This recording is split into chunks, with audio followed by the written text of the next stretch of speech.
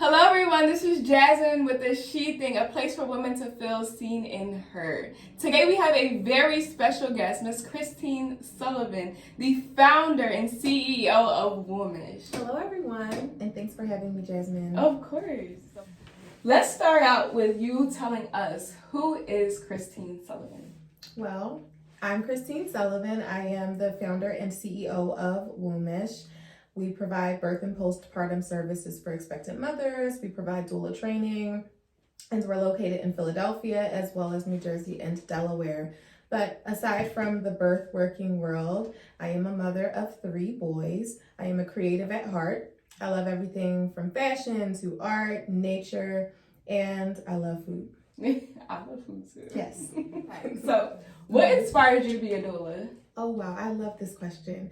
When I gave birth to my 3rd son, it was a very transformative moment for me as a woman. A little backstory: after I gave birth to my 2nd son, I was told that he was a large baby and that if I wanted to give birth to any other child, I would have to have a C-section because I was told that my body was not capable of birthing large babies. At the time when they told me, I was just like, okay, well, I'm not planning on having any more children anyway. And that was just like the farthest thing from my mind. And then fast forward years later, I was pregnant with my 3rd son. And during every single prenatal appointment with my midwife, I was told, we have to schedule your C-section, your C-section. It was very discouraging for me at first because I knew that I was capable of birthing vaginally. I did it twice with my existing children. Right. So why am I being told I can't do it now? Right. I had to do a lot of research. I had to educate myself. I had to advocate for myself. And most important, I had to really root myself in my faith base. I had to pray, and I had to just increase my level of confidence and faith. And I was able to birth my 3rd son vaginally, unmedicated, as I did with my previous. He was 9 pounds, 12 ounces, and 22 inches long, like a whole man. Yeah, like child. A 2-month-old. Here you go. Yeah, he was very big, and they just plopped him on my chest, and I felt a thump, and I looked down like, whoa, this is a big baby. Yeah. I didn't even tear, and at that point, that's when I started to hear the call to advocacy, like, okay, something needs to be done. Yeah. But I ignored it. And I was like, not the right time. Like, I just gave birth to a baby. Like, how am I supposed to do this? Yeah. But then going through my postpartum journey, and that was the hardest journey for me out of all of my postpartum experiences. Again, I had to educate myself. I had to advocate for myself. And I really had to pull myself out from a dark, low space. Yeah. And at that point, that's when I heard that call to advocacy again. And I said, I can't ignore it this time. It was loud. It was very loud. It was, Christine, you were able to resolve this on your own, but think of all the women who don't have the skill set, who don't know what to do, and they're struggling. And you are the one that's going to help. Right. So that was when it all began. Yeah. That's so powerful. And, you know, I love the word that you continue to keep using was advocacy. And I feel like even if somebody can't get doula services or just even on a day-to-day in terms of your health, people have to learn to be their own advocates, to be in charge and be the spearhead of their own care. You do. And it's so important. And it makes a whirlwind of a difference because if you weren't advocating for yourself, you would have had that C-section and you didn't even need it. Yeah. It's not the easiest thing though. Advocacy in any category of life, it's not easy because to advocate for someone, even if it's advocating for yourself, it's ensuring that in that moment, because you are most vulnerable, you're able to speak up for yourself in these instances where it's very, very critical. Right. And a lot of people don't have a voice. They don't know how to utilize their voices because growing up, you know, regardless of like their race or their background, a lot of this generation, we've been taught, you know, don't talk back or like don't speak. Right. Like your voice is insignificant in this moment. So as an adult, we're now learning like we have to voice our concerns. even if our voice shakes. And that's hard, especially when we're talking about birth work for women, because you're having contractions. You know, you're not feeling too hot. And in that moment, you have to speak up and defend yourself. It's not even fair. It's not. And that's why having a doula is very important. Get a doula. Get a doula. Get a doula. What are some of the benefits of having a doula? There are so many benefits of having a doula. It really varies based on what you're going through during your pregnancy, whether you're hiring a birth doula or a postpartum doula. You will reap benefits. The most important benefit is that you're receiving that knowledge piece that you need. They're teaching you. Doulas are providing you with the education that you need, and then in turn, it's building your confidence. In addition to that, your doula is keeping you accountable, making sure that you're doing the things that you're supposed to do throughout your pregnancy, making sure that in preparation for birth, you're walking, you're moving your body, you're eating the right things. We're trying to reduce instances where women are being told, oh, you have to undergo an induction because you have gestational diabetes. So we hold you accountable throughout your journey with hopes of you avoiding those things. During labor, we're there for your support. We are guiding you through every single contraction along the way to make sure that you are achieving the birth that you desire. And that's what's most best for you concerning your health. And then for the postpartum journey, doulas do a lot.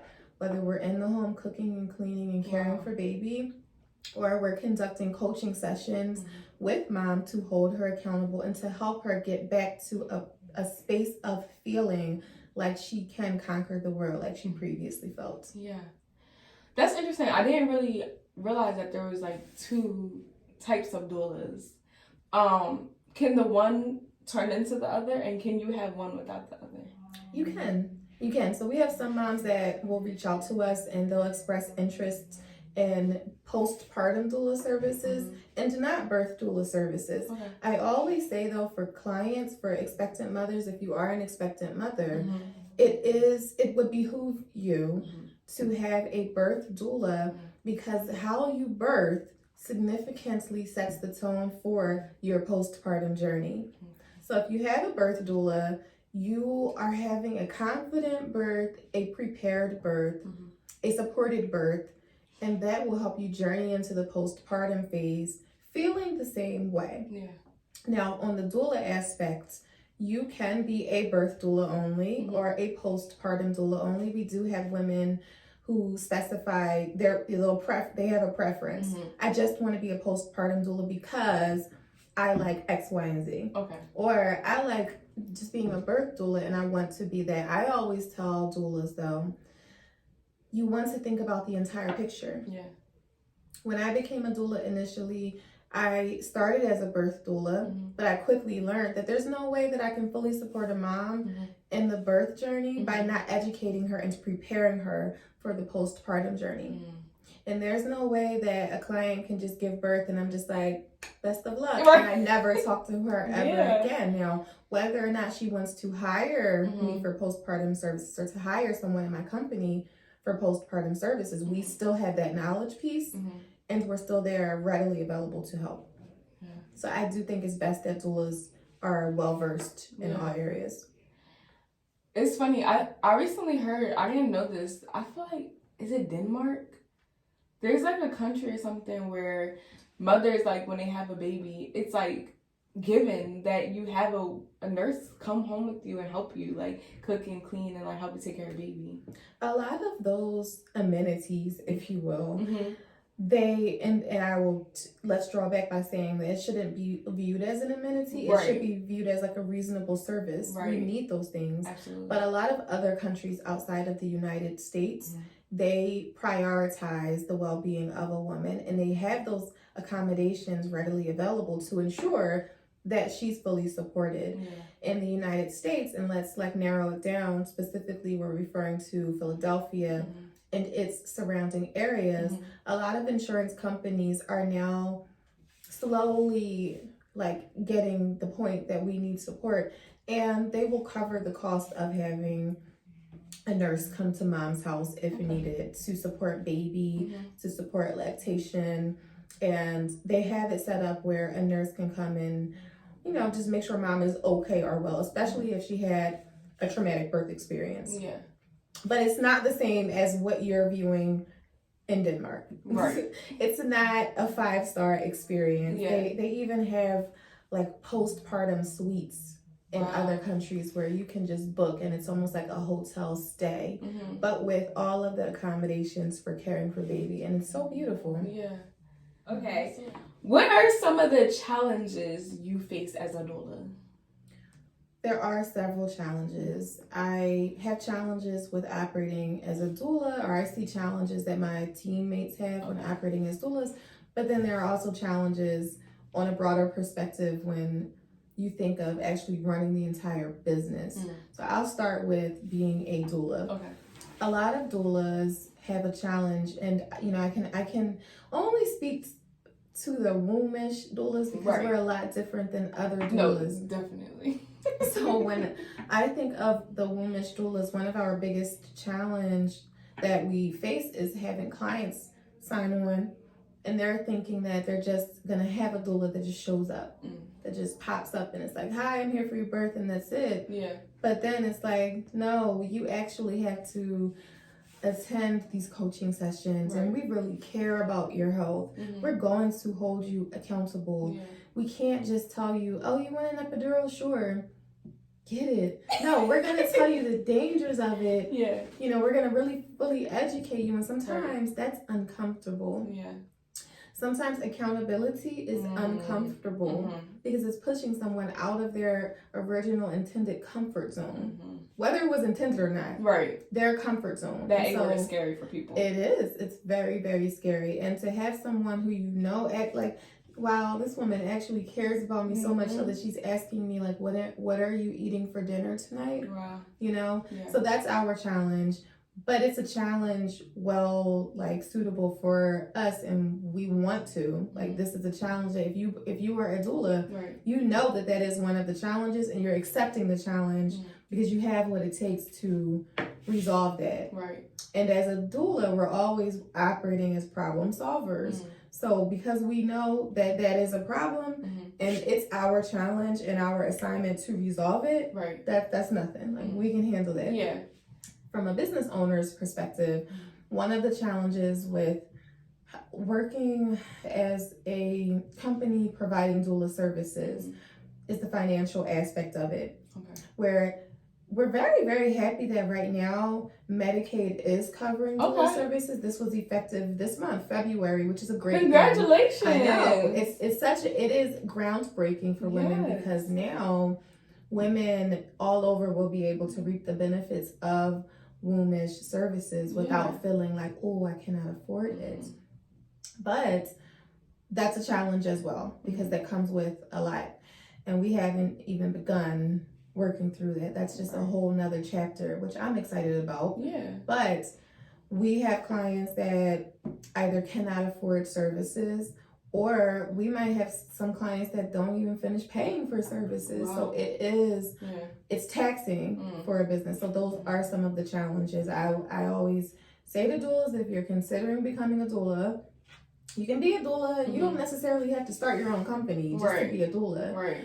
But if you are up for that challenge, make sure you know everything that goes along with it, because one of the things that we have to be mindful of is something called burnout. And on average, doulas only stay doulas for 2 years. Wow. Tops, because they're burnt out. Yeah. So don't burn yourself out by trying to be a doula, which that was your original intended passion. And now you're overwhelmed with the business side of it that it's causing you to no longer want to do it. Yeah.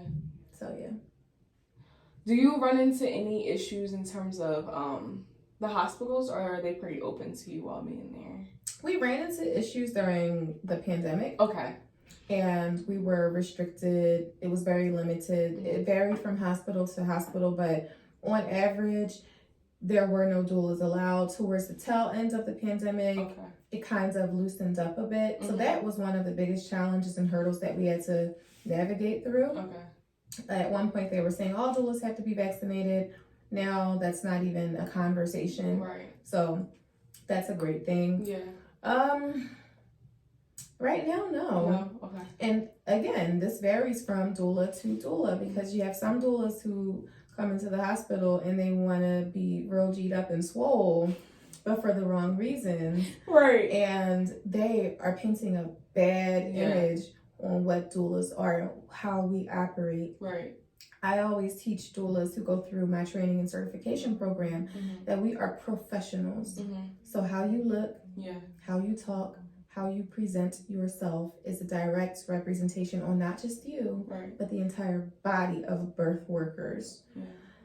Luckily for Wombish, we don't encounter that issue because all of our doulas are trained and we're very, very savvy with knowing how to operate and navigate through the healthcare network in a very professional way. And we don't view nurses and doctors and midwives as competitors, but we're a team. And the overall objective is to make sure that mom is safe and baby is safe and everyone is supported and her birth is going the way that she envisioned it. So as long as we're working as a team, there are no problems. Right.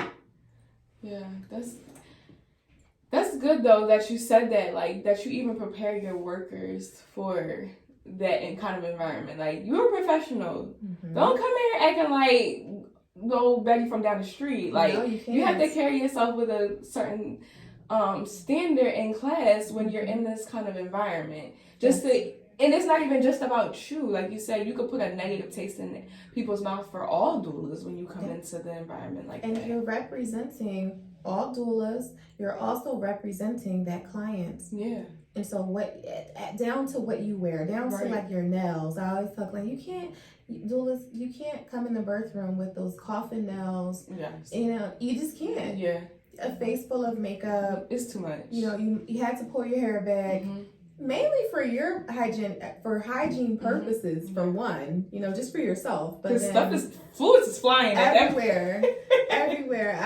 Last year I had a birth where the baby was moving out of the birth canal. The umbilical cord was wrapped around baby's neck. Something that could have been simple to resolve, but that doctor pulled at the umbilical cord. The umbilical cord snapped and blood splattered everywhere. And in that moment, the first thing I could think of was hurry up and close your eyes because it came all over, everywhere. And that's why we really remind our doulas here, like, make sure you're dressed appropriately. You know, when you come home from that birth, if you can't wash your hair even immediately, then it's the wrong hairstyle. So we talk about that often. Wow. When you see a nuchal cord, is that scary for you now?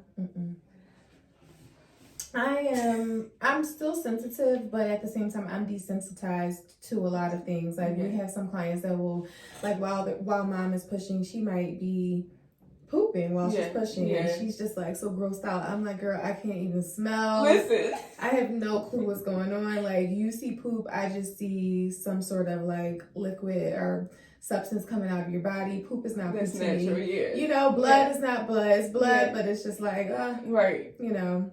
So I'm not, after the first 100 vaginas viewed, what am I looking at right now? Like, it doesn't even matter. And I think that that's good for women to know, because a lot of women, they think like, oh my gosh, like I don't want, you know, people in this room watching me. That's how I was when I had my first child in my 20s. I was just like very reserved, you know. Clearly someone was watching me. That's how I got pregnant, you know. I wasn't afraid when I was throwing it back. But now it's just like, you want to be all, oh, it's time to push. Don't look at me. But but it's true. So having conversations with moms, like, just to help them be comfortable with their bodies is the thing. But then you also want to be mindful, and that's where that trauma-informed piece comes into play, that some women, you know, rightfully so, they are uncomfortable because of things that they went through. Or maybe are going through. So that's very true. You gotta be mindful. It's so many things that you have to think about. You do. It's literally, you cannot have a one-track mind in this kind of field. You can't, and you have to be quick. You have to think quick. You have to be able to be a problem solver and a critical thinker. You know, all of those things have to be present. It's not for everybody. Did you have doubts initially as a doula? Like, becoming a doula, did you have doubts going into this? I did. I think a lot of people experience imposter syndrome without even realizing it, but I did, absolutely. I did not go to like college to be a doula. I received my certification, but my heart was was with fashion. Yeah.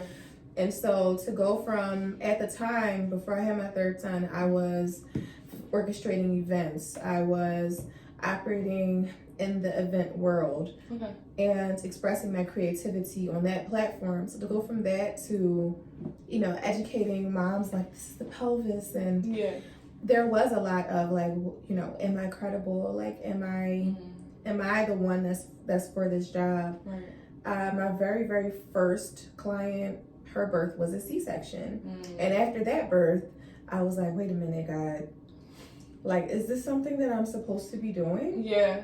So that comes. But, you know, the more you're in it and the more you're reminding yourself of what your why is, it helps you, because you're not doing it just in vain. You didn't just get called for this for just no reason at all. Yeah. You feel like you felt it on your heart, and because you had that deep connection with God and you literally got his yes and approval on everything that you did, you feel like that helped you to progress through. Absolutely. It definitely helped me, and it helped ease those moments of me feeling like maybe I should quit. And to be honest, that's not something that just went away. Like, that's an always thought. Like, when you're operating and running a business or whatever it is, whether, even if it's just like a career or whatever, a hobby, you want to be a baker, you go to Target and you buy all this equipment, and that first loaf is a flop, you're like, wait a minute, what am I doing? Yeah, so you have to remind yourself daily of what it is that you're doing and why it's important to you. You have to grow with it too. You have to evolve with it. And I found that to be helpful. I find it to be helpful. Every single day I have to remind myself, because discipline is not easy. It requires discipline, but discipline is not easy, because discipline means that you have to separate yourself from all the things that you want to do, maybe, but usually they're posing as distractions, you know? So even if it's something as simple as, I want to just chill this weekend and I want to go out with my kids and do all this fun stuff, it's like, I want to do that, but I have to be disciplined because I have to prep for teaching a class, or I have to prepare for the week ahead of me. And in those moments when I feel like, this is just too much, that's when my why pops in my mind. And you know, you said a very important word just now. You got all the essential words coming, but that evolve aspect is so big. And I feel like that's why some businesses, their growth is stunted, because people don't understand you have to evolve and grow. It's not going to be, if you initially came into this like it was going to be A, B, and C, it may be 8.1, 8.3. You know what I mean? Like, and you just have to go with the flow. You can't just be stuck like, no, this is exactly how I want it to be and this is how it's going to be. And I feel like that helps you to expand and even go into new realms and fields that you may not have even thought for yourself initially, but it helps you to get into exactly where you need to be. And then I feel like you know that's where you need to be, because it's like almost a comfort that comes over you, like, okay, this is for me. Like, you may feel a little bit of discomfort in terms of, like, you know, sometimes you may question it, but like at the end of the day, you know, like, you just feel like a calm over you, like, this is exactly where I need to be. Yeah, and the reason for it is because when you're operating in a God-ordained way, and you are being led in that aspect, in that capacity, for doing things that you want to do, whether it's operating a business or, you know, hopping into a new profession, or you have your dream career, God is only giving you like a step-by-step, play-by-play. You know what the overall vision is, but he's not giving you like every single step of what you are supposed to do. And so that's where that evolution piece comes in. Because you might think you have the whole entire puzzle. No, you were only provided one puzzle piece. And if you're just locked in on that one puzzle piece, the entire picture will not be completed. You have to grow and evolve. And that's not just with business. We can talk about relationships. We can talk about just yourself. Evolution is mandatory. And if you are not evolving, if you're stopping yourself from evolving, you are going to find yourself at a dead end really, really quickly. So that evolution piece requires you to have an open mind. It requires you to be a forever learner. You cannot get to a place of just feeling like, oh, I've arrived and that's it, you know? Yeah. No, you have to be very, very humble. You're going to take L's often. Yes. And you have to have a supportive team with you who all of them know, especially as a small business and as a small business who has just started, your team members have to know that this is an evolution piece that they are a part of. They're a part of it. So there are moments where I make mistakes personally as a business owner, and I'm not ashamed to admit it. Yeah. I'm learning as I go. There are, from the start of me launching Wombish and creating Wombish up to this very day, we've pivoted, we've changed, we've stopped, we've taken L's. I say we because one thing impacts the entire company. Yes. Yeah. We're shifting, and as new pieces of the puzzle are being provided, we have to continue to shift. Medicaid, for example, that's a huge thing that not even myself, but like no doula in Pennsylvania knows what to do. Yeah. We're being provided puzzle pieces. Yeah. We're learning as we go. And as a result, everything that I once had in place, down to the teaching courses, down to the classes, nothing will be the same by the end of Q2. Everything is going to be different. Yeah. It has to. Right. And if I don't change it, I'm not evolving and growing, and I'm not able to do a great service for those who need it. Yeah. So the evolution piece, it's just so deep. It's so many, and we've just scratched the surface with talking about evolution. Right. It's so deep. It's so deep. And for women especially, I'm not to say that men don't evolve, but it's different. Yeah. For us as women, we are seeing so many different versions of ourselves. And in order for us to keep up with the times, in order for us to continue to grow, we have to evolve. Yeah. You might be a woman and now you're a mother, and now you're going through menopause, and now you might be a grandmother. There are so many different chapters for us, and it's just, we can't avoid it. Yeah, and we have to go with the flow. Yeah, we have to. There's a part 2 coming, I can tell, because we can just talk about evolution in itself. Like, it's just, it's so deep. What are a few misconceptions about childbearing and birth that you would like to address? There are so many different misconceptions. I think one of the biggest misconception is the thought of a baby moving through a pelvis, where we had this pelvis, and a lot of people just view it as, a lot of people don't view this to be inside of their bodies at all. Yeah. But every human has a pelvis, whether man or woman, you have one. But concerning birth, we have a misconception that a baby cannot fit through a pelvis, but we know that's not true because the pelvis moves. And we have flexibility with this pelvis, whether we're focusing on the inlet or the mid pelvis or the outlet. Just simple positions can change the entire turnout of a woman's birth. And so this is the start of all the other misconceptions that follow. Misconceptions like a woman pushing on her back, or a woman pushing too early, or a woman who receives an epidural and thinks that she is on like a mini vacation and she can just lie in bed and go to sleep. Yeah. But no, you still have to move your pelvis to get your baby through. So if I were to choose like one of the greatest misconceptions, it would be this. It would be the anatomy of mom's body, the woman's body, and there is a disconnect, even down to like healthcare professionals. You have some OBs that just are so completely oblivious and not knowing how this thing works. Midwives even sometimes. So that's the greatest of the misconceptions. Yeah. And that's very interesting because it's like, y'all went to school to study this. What are y'all doing? Well, a lot of it is procedural based. Yeah. So it's like, this is my guide. Yeah. And if this step doesn't work, I'm told to move on to the next step. And if the next step doesn't work, I'm told to turn to page 7 to find the answer for what I should do next. Mm-hmm. But birth is a process. Yeah. And there are so many different moving parts with it. So I think that's one of the biggest reasons why we see, and it's just so mind-boggling. Like, how could you not know this? Yeah.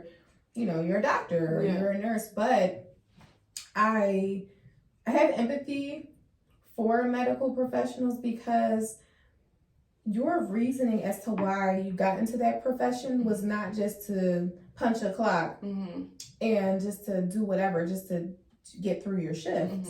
But for a lot of L&D nurses, we'll just focus on L&D nurses, for example, they didn't just say, let's just choose L&D and I'll just stay here. No, they chose L&D because they love birth.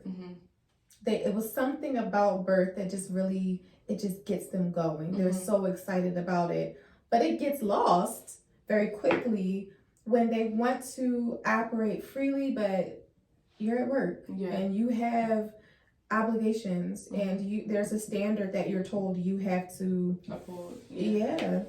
So, and it's funny you say that because I even see it within my profession in the NICU.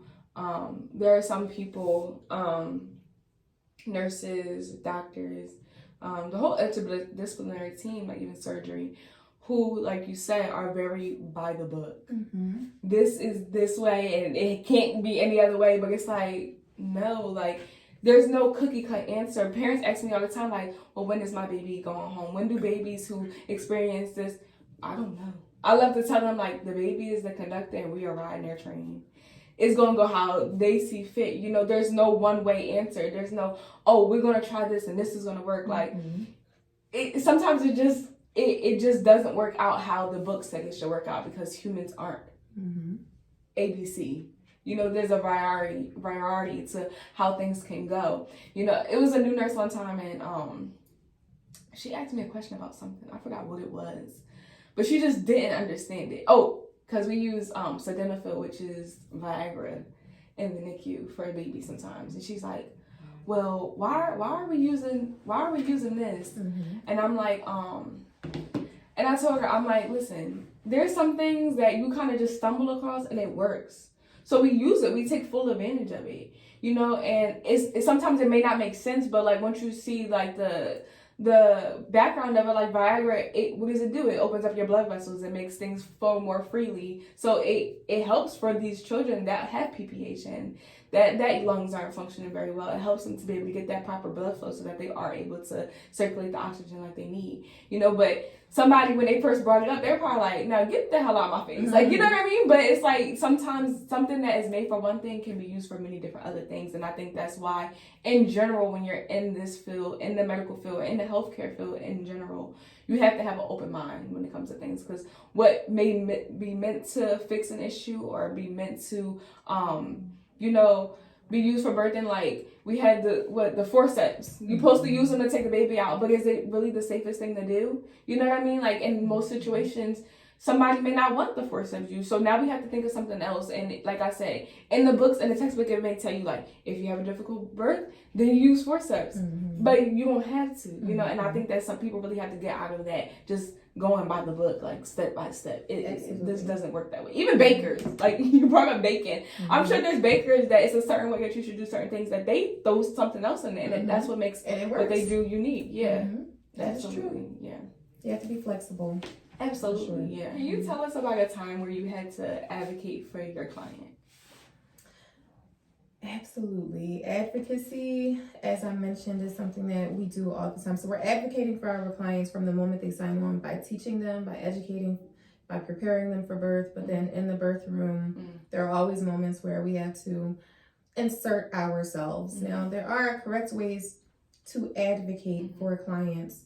One of the things that we often remind doulas of is advocating is not saying, my client doesn't want this and that's it, but it's reminding the client to use their own voices. Okay. So there most recently was an instance where a mom was told that she had to have an artificial rupture of membranes, which is an AROM, and that they wanted to do it at that very moment. I vividly remember the mother saying that she doesn't want an AROM. She, you know, she wants to bypass it as much as possible. The incorrect way would be me saying, you know, my client specifically says she does not want an AROM. Like, it's not happening. We're not doing it. Yeah. But the danger with that is, what if she wanted to? Like, what if she said, you know, Christine, like, I know what we said, but pass me, I want an AROM, or pass me that epidural. Right. Things change. And, you know, women change their minds during the process of birth. So in a moment like that, it's me reminding mom of the conversation that we had, letting her know that she does have moments to think about this. Yeah. And asking the nurse for a few moments so that the client can have time to really think it through. And that is a correct form of advocacy. Yeah. Now, there are moments where there is not enough time to negotiate, like to go through that whole process. Like, hey, client, remember what we talked about? No, this is an urgent matter. And sometimes there are times where I have to speak up on behalf of the client because it is detrimental to her health. Yes. And in moments like that, I will say something and I will speak up. It's never, you know, in an angry or like unprofessional way. It's just very, it's assertive. It is assertive. Yeah. And it's funny you say that because I think people have a negative connotation about being assertive. It's like, oh, you have to come off aggressive. You have to be like Billy Badass kind of thing. And it's like, no, you don't. Like, sometimes you just have to kind of stand your ground. You may have to raise your tone a little bit, and you may have to particularly articulate every word that you say so they understand what you're saying. But I really feel like that's okay to do. It is. And you can do all of those things that you mentioned with a smile on your face at the same time. No, we're actually going to refuse that AROM. She doesn't want it, but we can explore some other options, right? Yeah. And you can do it with a smile, and the other person gets it. Right. And you did not compromise how you conduct yourself. Like, first and foremost, like before anybody else, like you didn't put yourself in a space where now you feel like, ooh, like that was nasty. Or like, that wasn't myself. So yeah. Yeah. And do you ever get pushback from the provider? Sometimes we get pushback. Sometimes we do.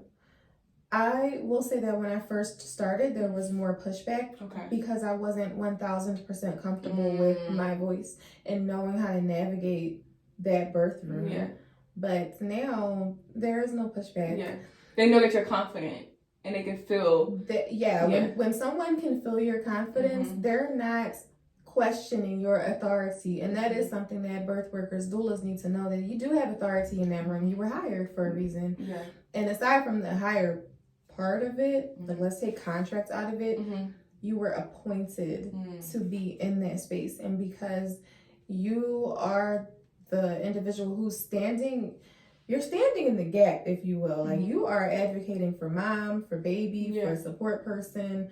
And with that, like having that confidence, you can say the right thing, and that confidence piece will back it up. Yeah. And no one's negating that. Right. You know, I'm not going to sit here and argue with a nurse ever. Like, I'm not going to argue with anybody. Yeah. But I'm not going to argue with a nurse and where I'm trying to tell her or remind her that movement matters during labor. Like, we both know this. Yeah. We both know it. Right. You know? So, the confidence piece, and that only comes with experience too. Like, you have to, for every birth, you get something from it. For every experience, interaction with the client, even in your profession with operating with babies and the parents, you learn one new thing that you carry on with you for the next interaction. And so that's key. How long do you feel like it took you to really like get your confidence, where you felt like you had a voice that mattered?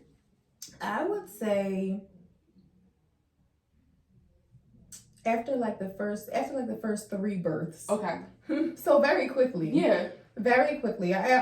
The confidence piece and like the understanding of what the mother's body can do, what a woman's body can do, that was there. I never questioned her ability to birth. I never doubted that. Like, that wasn't where the unconfidence came. It was me feeling comfortable enough to to speak in those moments where, you know, you have a doctor, you have an OB, and technically they're ranked higher than you. Yeah. But I had to remind myself quickly that there is no ranking in this moment, because in this moment, there have been times where I suggested something, and suggesting meaning I told you something, and I'm just saying, like, hey, I dressed it up real nice. Yes, it was dressed up real nice, polished really nicely.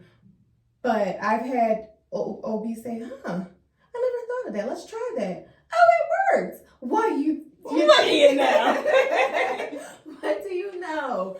And so just reminding myself, like, this ability, this level of wisdom that I have, and understanding of this pelvis and the anatomy of mom, that's not to be taken lightly. And once I really thoroughly felt confident with that piece, it was game over pretty much. Yeah. So I, right now, within my profession, with teaching other doulas and preparing them to operate as doulas, I always say, like, just absorb everything that I'm saying. You're going to save yourself so much time by not having to go through all of the different things that I went through. Right.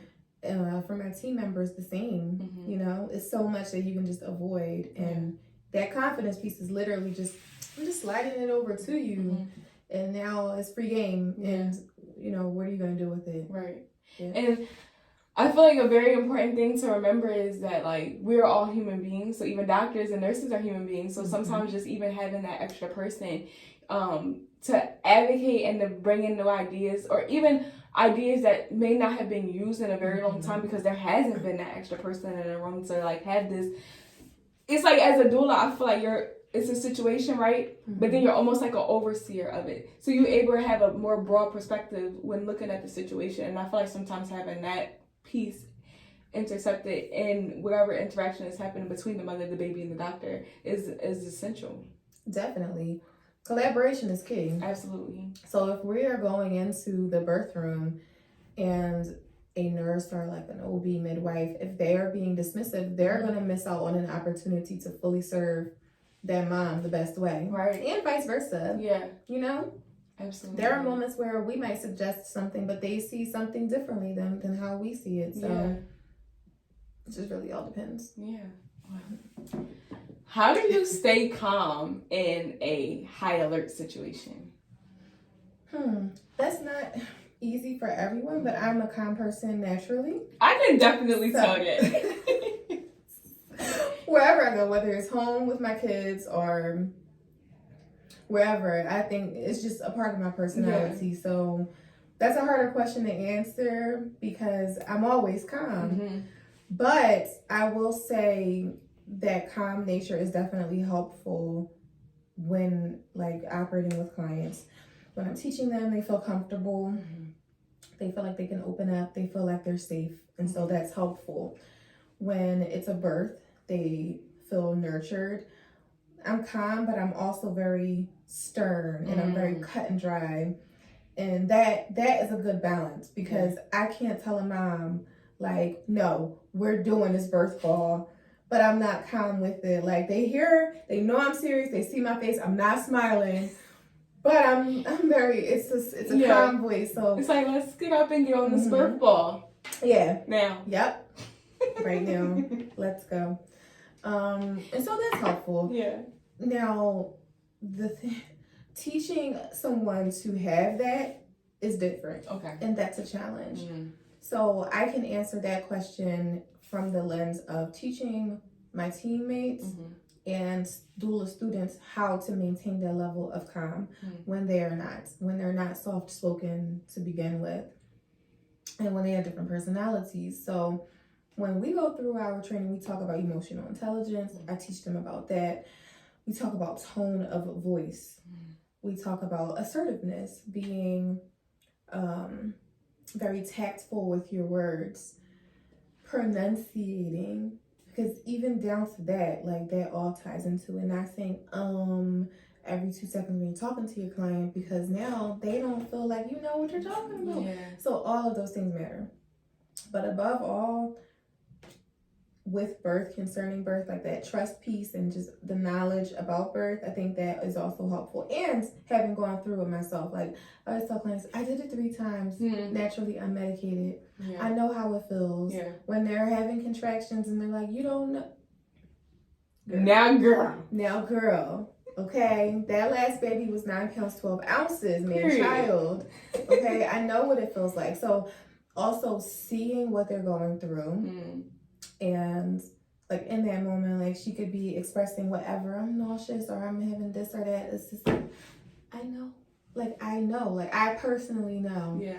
So when I'm empathizing with them, a lot of my empathy, it is genuine. It's not me saying like, oh, like you can do this or you can get through it. Usually I'm just like, I know. Yeah. I know. So we're still going to do this. We're still going to do this. You had your 10 seconds to bask in your sorrows. Let's get through it. You know? Yeah. So yeah, that's helpful. Do you feel like an advantage or a necessity of a doula is to have had a child before? I knew you were going to ask me that. No. Because we all have a pelvis. And that's just that. Yeah. So as long as you have a pelvis, and I'm assuming every human has this in their body, like every woman does, because if you don't, how are you walking? And this is connected to everything. And there's a spinal cord that's connected as well. So you have a pelvis. So if you're a woman and you know how to work your pelvis, that's all you need. Okay. Because operating as a doula is not just like the experience of giving birth personally, but it's how do we get this human to work through this pelvis? Yeah. The knowledge piece of the hormones. If you understand a lot of the key hormones that play a part of birth, and we all experience those hormones, you don't have to experience birth to talk about oxytocin. We all know oxytocin. I always say when the DoorDash driver is approaching and I see that little car moving on my phone, it's a huge burst of oxytocin. Yeah. I'm about to get my food. I'm very excited. You know that feeling too. Yeah. Right? If you haven't seen someone who you really love in a while, there's a huge burst of oxytocin. We all have experienced that. But then let's go back to that DoorDash scenario. That oxytocin is flowing. You got your burrito. You open up the bag and they forgot the guacamole. Now you're pissed. Yeah. So you went from a high oxytocin experience to now your adrenaline is rushing because now you're on the phone on hold with DoorDash trying to get a refund or whatever. Everyone experiences adrenaline. If you live in Philadelphia and you drive on 76, you're definitely experiencing adrenaline burst, that fight or flight. And again, that's a hormone that is released during labor. So if you experience hormones, we all experience endorphins. So we all have that. Yeah. If you know and if you can explain that, and if you can personally like think of experiences with those hormones, you can teach birth. Yeah. Because it all plays a part. Right. It does. Okay. But I do feel like from a client standpoint, it probably does kind of give you a few bonus points.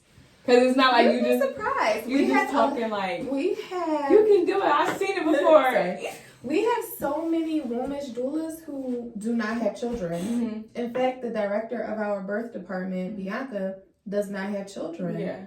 But she is so wise and knowledgeable with this that she can map, like she gets birth. And I always say that all the time, like either you get it or you don't. Okay. And if you get it, then you're golden. But if you don't, none of this will make sense. You could have 1 million kids and still not get birth. True. Yeah. So having children or not, it really doesn't matter, because in that moment, you're not just honing in on your experience. You're honing in on the wisdom piece, the intuitiveness that you have, and not everybody is wise. Yeah.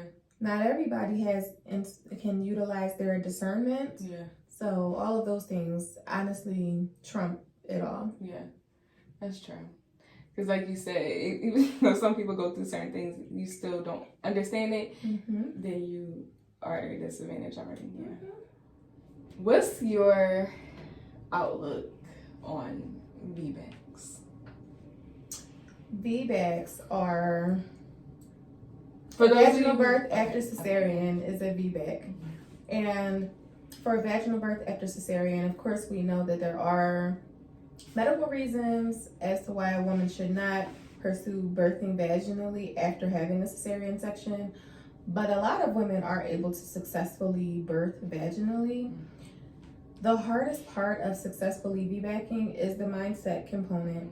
A lot of women are reminded of the things that they've gone through previously with their cesarean section, and a lot of women haven't even begun the healing process of it.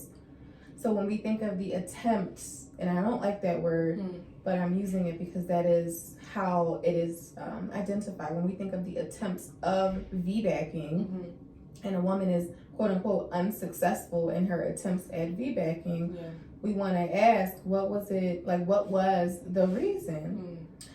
For a lot of our clients, they successfully VBAC because they have undergone those educational components first. Before we even do anything, we have to talk about what was the cause of your previous cesarean section.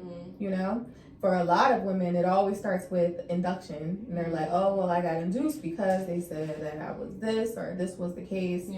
And you know, the pitocin wasn't really doing anything, and I got the epidural, and then my labor was like a failure to progress, and as a result, C-section. Or I got an epidural when it was time to push. I was pushing for too long and the baby's heart rate dipped.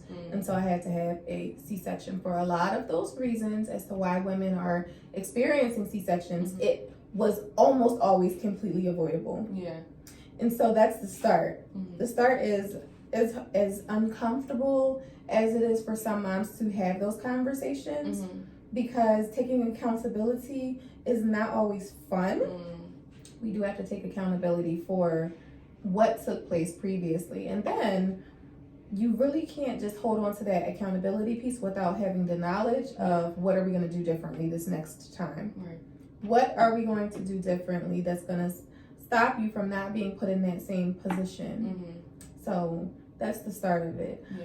VBAC is not, it's not impossible.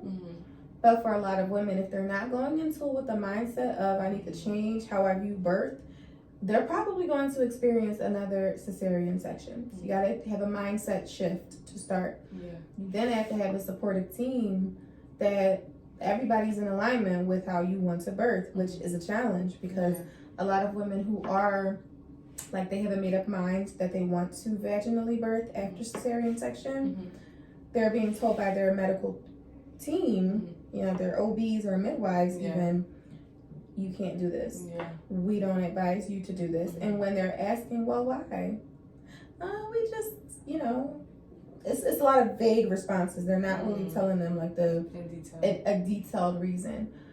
There are rare instances where a mom she's having health complications or something that is like, no, you definitely do need to go the route of the C-section. And for those rare instances when a client may come and they're telling us that I want a VBAC, but this is what I'm being told, we will always tell them, no, I know you know, you don't want a C-section, but this is probably the safest route for you. So never will there be a time where we're putting the mom in at risk.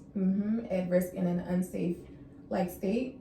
But VBAC is we have so many moms that VBAC, and it's just the most amazing thing. And I bet you it'll boost their confidence back again. But like you said, and you just come through all the essential words at this point because mindset is so important, especially at a time where it's like your mind and your body need to be in alignment. And I feel like so often more than not, our minds and our bodies are kind of like out of whack. Like the one does not agree with the other. So having to even do that in this vulnerable moment is just it's a lot asking for an individual, but it's possible, like you said. It is. It's definitely possible. So I would say for all of those who are like even considering a VBAC, definitely have a doula. You need support. Your team has to be in alignment with how you want to birth, and even if it means switching hospitals, that might be something that you have to do. And then just surrounding yourself with all positivity. Like come off of the social media platforms if you're receiving triggering posts. You know, you really have to protect your mind in that moment. As a woman's doula, you all conduct home births. Is there ever a time where you would advise against a home birth? Absolutely. Now, home births are trending right now, which is a great thing. I love that women are thinking to get back to how we originally birthed, like, and how in other areas outside of the United States, like, women are still birthing in that capacity. I always start by asking, do you have a midwife? Do you have a midwife? You still need care throughout your pregnancy. Right. You can't just say I want a home birth and then you're negligent and you're not receiving prenatal care. Yeah. So do you have a midwife? If you don't and you want a home birth, then go find your midwife and then come back to us once you have all of those things solidified. So, and then from there, having a midwife will help with all of the preparatory things that have to take place. You know, the midwife will guide the mom through the process of the equipment that's needed, how to navigate through her home during labor, what are the do's and don'ts of this process. And that midwife is educated and skilled with knowing how to facilitate the birthing process down to complications that may arise. If this is a licensed midwife, she's prepared with oxygen tanks, with knowing how to resuscitate, you know, with all of those things to help not only mom and baby. Yeah. So I would say, and like, you know, just vet your midwife properly. Ask those questions like, where did you come from? Right. Yeah. You know? When I say where did you come from, like, I mean, like, where did you receive your training? Right. You know, what certifications do you have? Do you have liability insurance? Like, do you have those things in place before going along with it? Yeah. So if the conversation does come up where somebody asks you about having a home birth, you fully educate them because you are the educator. If you do have to tell someone or advise against it and somebody still pushes the issue, do you then say, this is not my client, I can't continue on with this relationship, or like how do you handle that? Yeah, absolutely. So if a woman wants a home birth but she does not have a midwife, the next question is, we screen and we like check in, like, have you had a previous home birth before? Like, did you do this unassisted? What is your comfort level?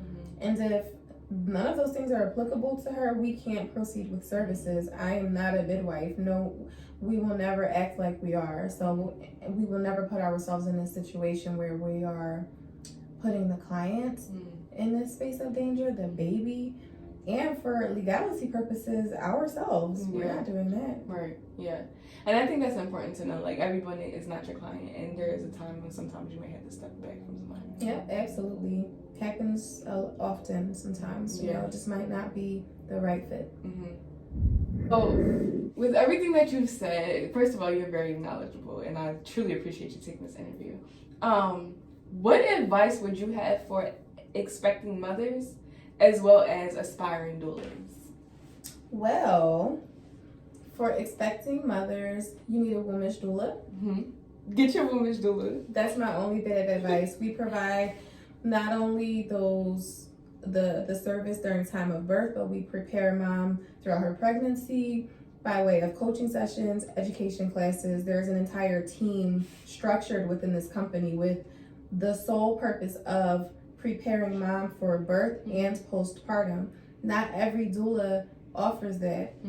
So you definitely need a wombish doula. And for women who are preparing to become a doula, you need wombish doula training and certification. Because you don't want to go through a training program where they're not preparing you correctly for serving and providing the knowledge piece for these moms the right way. It needs to be right.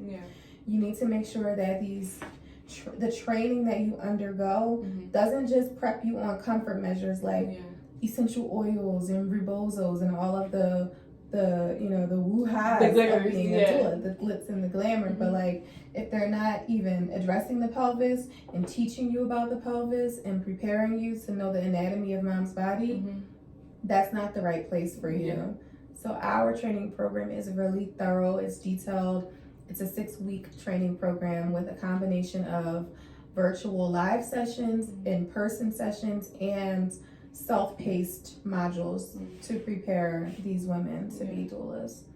And then you have an opportunity to work for Wombish if you decide that that's the path that you want to go through. So, because Wombish has everything that you need for real.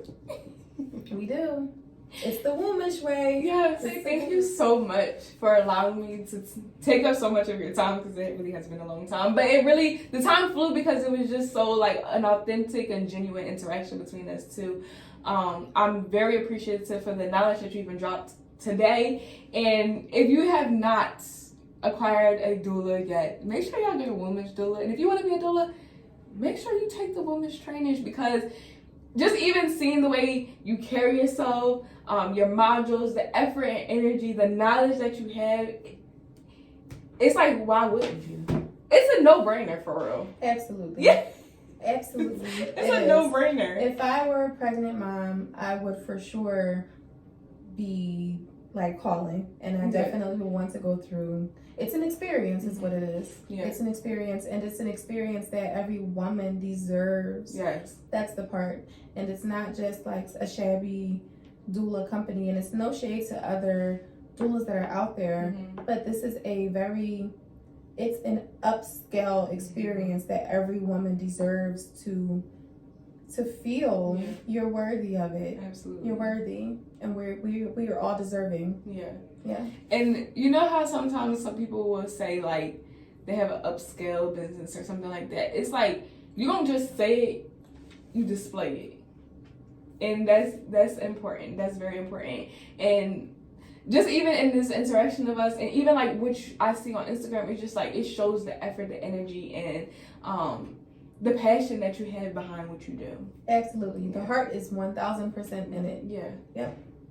For sure. Love that. Well, thank you again. So much. Yes, thank you so much for being here, for taking the time out, and for educating people, and just for doing what you do on a daily basis. You truly are an amazing individual. Thank you. And thank you for like having this platform and allowing the space for business owners and different professions to come and just express how they feel and their passion. This is something that's definitely needed in the community. So you're doing an amazing job. Thank you so much. Thank you. Yes, thank you.